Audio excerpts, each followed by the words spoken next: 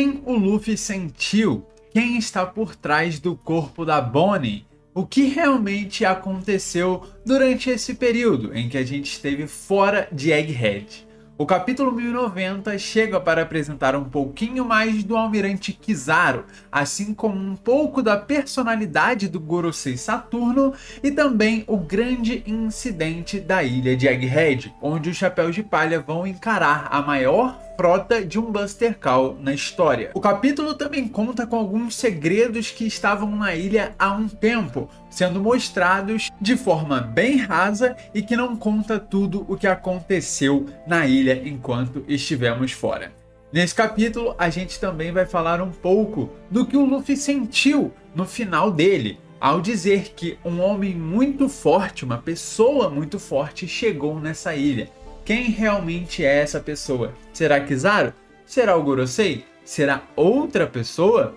A gente vai discutir tudo nesse vídeo. E aproveita já para, se você gostar de One Piece, se inscrever aí no canal que você não perde nenhuma novidade sobre todos os capítulos, todos os episódios, tudo que é novidade no mundo de One Piece. No início do capítulo, vemos o Luffy discutindo com os Gorosei para ele conseguir levar todos os seus companheiros fora dessa ilha em segurança.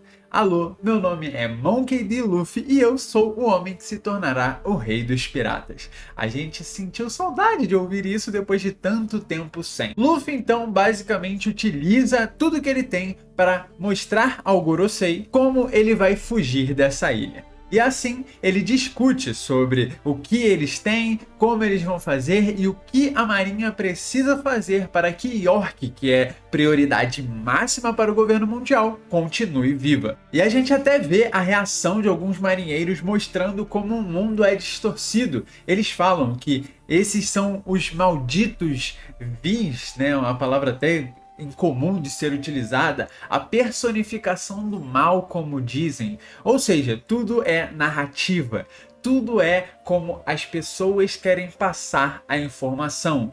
E dizendo um pouco mais sobre isso, Morgan escuta toda essa situação e se impressiona, porque realmente dá um ar de crueldade nas palavras do Luffy.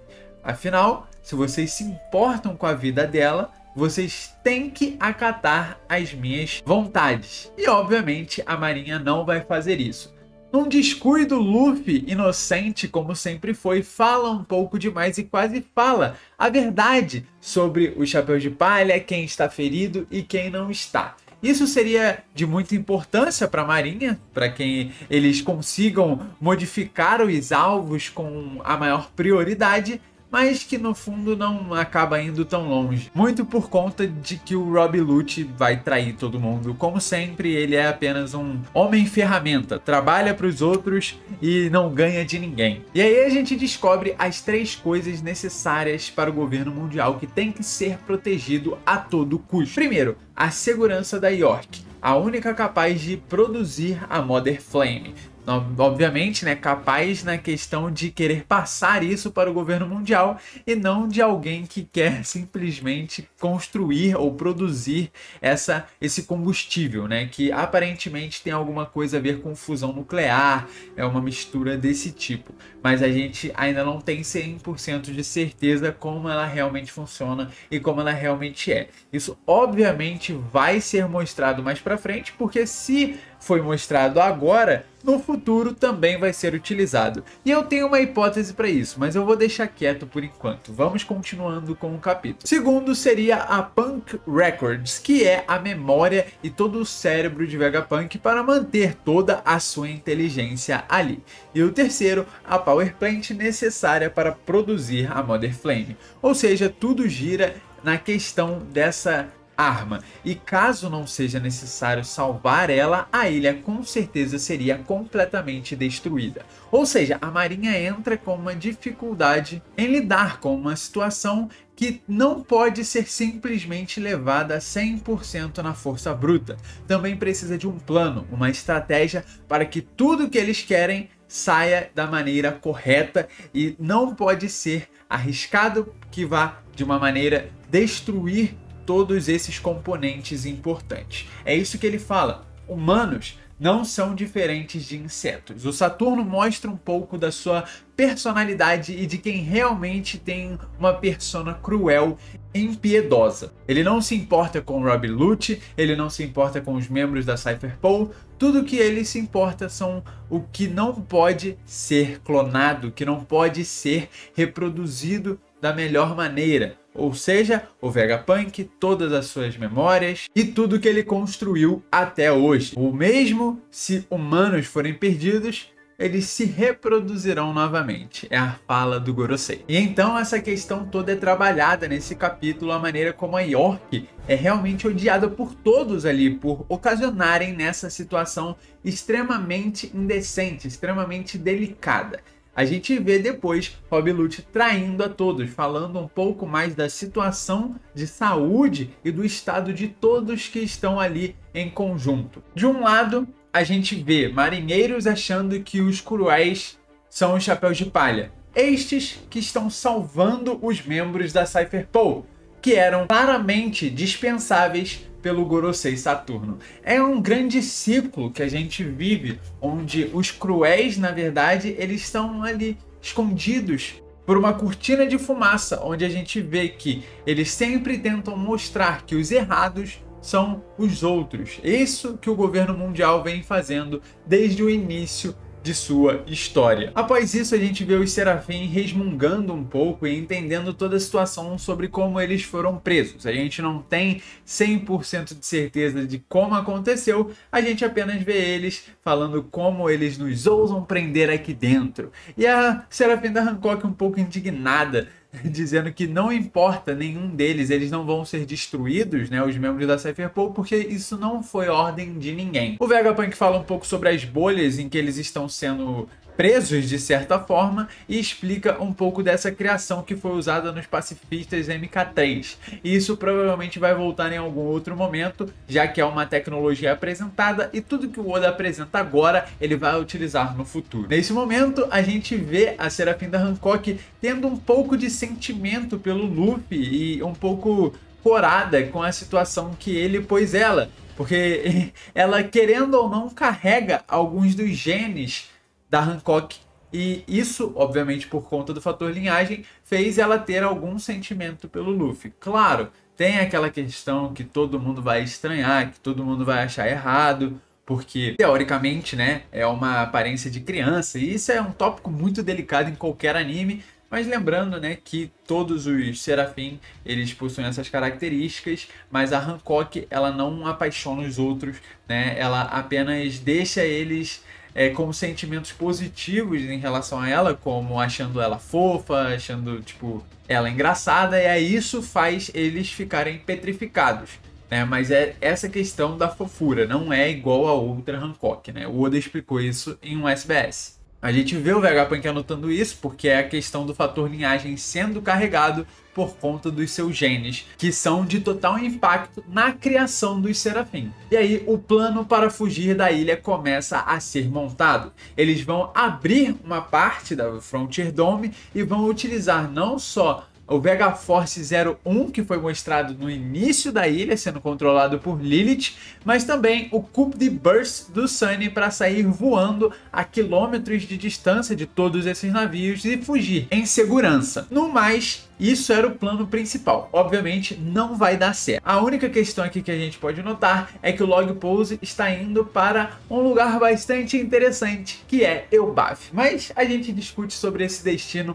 um pouco depois. O que será que a gente vai ter na ilha de Elbaf, hein? Tem bastante coisa interessante sobre isso que eu acho que o Oda vai ter muito tempo para explorar. A York demonstra que ela conseguiu manter a ilha fechada com um plano que ela criou, com uma senha que ela botou, e aí isso faz com que eles precisem hackear todo esse sistema para descobrir essa senha e fazer com que toda a saída esteja liberada. E aí eles começam enquanto o Luffy se encaminha para o Sunny com o grupo dele, o Frank, a Lilith e a Bonnie. Nesse momento, o Oda, de uma maneira muito sutil, demonstra algo diferente. Enquanto eles estão conversando, a Bonnie muda completamente de humor. Parece uma pessoa diferente, assim, completamente diferente. Antes ela estava nervosa, demonstrava raiva o tempo todo, e agora ela está dizendo que olha como o Sanji é um homem incrível que sabe cozinhar e lutar, e agora ela se sente aliviada e não quer fazer nada contra o Vegapunk. E aí, algumas teorias na internet começaram a surgir. O que realmente aconteceu com a Bonnie? Será que ela simplesmente mudou de opinião muito rápido? Ou então a Katarina Devon entrou no seu corpo? No caso, não entrou no corpo dela, né? Mas ela está com o corpo da Bonnie, enquanto a verdadeira está sumida por aí. Eu não gosto de acreditar muito nessa hipótese, mas lembrando, os dois que não tiveram nada para fazer nesses últimos momentos que os piratas do Barba Negra estavam aparecendo são a Katarina Devon e o Lafitte, e estes dois possuem técnicas para infiltrarem um local muito boas. Uma simplesmente pode se transformar em uma pessoa, a outra pode simplesmente aparecer em um local como se nada tivesse acontecido, como se fosse um teleporte. A pessoa simplesmente surge ali e nem é a Akuma no Mi do Van Algo. Então assim, o que vai acontecer nesse momento é algo muito interessante, porque a gente vai ver se realmente a Bonnie foi capturada e ali é uma pessoa diferente, a Katarina Devon, ou se simplesmente a gente vai ter a Bonnie realmente mudando de característica, né? Mudando seu humor. E na minha visão ela fala um pouco sobre o Luffy, como ela entraria no navio dele depois. Eu acho isso interessante porque teoricamente não tem muito saída para ela. Então vamos ver o que realmente vai acontecer. E então a gente vê Kizaru finalmente entrando em ação. Na conversa com Saturno ele fala um pouco sobre o que eles ouviram do Rob Lucci e como eles vão fazer para manter e tomar o controle dessa situação. Como eles encurralaram o Chapéu de Palha depois de supostamente ele tentar um plano assim maquiavélico, coisa que obviamente o Luffy não faria porque ele não é inteligente para isso. Então a gente vê o Saturno falando sobre como ele pode manipular o Frontier Dome, já que é um sistema de defesa com lasers e ele supostamente pode manipular, mostrando um pouquinho de como funciona ainda mais os poderes das Logias. E aí a gente vê o Saturno falando para ele ignorar o Sentomaru, mas o Kizaru pela primeira vez fala um pouco das suas vontades e de como eles não querem fugir do seu ideal, e que ele não vai ignorar um homem determinado a lutar pela sua ambição, pelo seu propósito. E ali ele toma um pouquinho de personalidade que até então ele não tinha mostrado, devido à maneira como ele sempre tratou tudo o que aconteceu. Então, Sentomaru pode acabar com uma frota inteira de navios, já que ele, com um simples comando, vai ativar todos os pacifistas, vai ativar todas as bestas marinhas para atacar os navios. E aí as perdas seriam enormes. A situação está muito complicada para Saturno, que pensa numa maneira de lidar com tudo isso, enquanto simplesmente tenta salvar York, a Power Plant e a Punk Records. Algo que eu acho muito improvável. Tudo que eles precisam saber, Rob Lucci enviou, mas será o suficiente para passar de todos os chapéus de palha? É o que a gente vai descobrir. Enquanto todos eles dão o comando para agir, a marinha começa a se movimentar, Luffy se divertindo como sempre, a gente vê Kizaru utilizando a habilidade chamada de Yata no Kagami e partindo para a ilha como um laser literalmente. E então eles tomam conhecimento de que Kizaru entrou, e aí a gente vê a cara do Sentomaru com a determinação em seus olhos a lutar pelo que ele acredita. Nisso, os pacifistas recebem a ordem: acabem com todos os nossos inimigos. E uma grande batalha está acontecendo. Kizaru versus Sentomaru. Um ataque na velocidade da luz, afinal, velocidade é força, então a gente tem alguém muito forte ali contra a suposta maior defesa da história de One Piece, a defesa mais forte do mundo. Quem sairá vencedor? Nessa grande chegada de Kizaru com um chute que ainda foi leve, a gente vê Luffy olhando e falando: ei, alguém muito poderoso está vindo. Obviamente, o pensamento mais lógico é de que este é Kizaru, que acabou de chegar na ilha, e sua presença com a vontade de lutar e de vencer todos que estão ali para simplesmente continuar sendo a engrenagem que roda na marinha. ou pode ser alguma outra pessoa. Eu quero saber o que você acha aí nos comentários. O Luffy tremeu pro Kizaru, como diz o kanji? Será que ele realmente está com medo? Ou é apenas uma pequena mentira do Oda querendo esconder quem realmente chegou na ilha? O que está acontecendo? Luffy está com medo? Sendo que ele nunca teve medo de Kaido? Apenas a gente sabe que alguém muito poderoso chegou e está vindo. Ele provavelmente se assusta pela velocidade em que Kizaru aparece.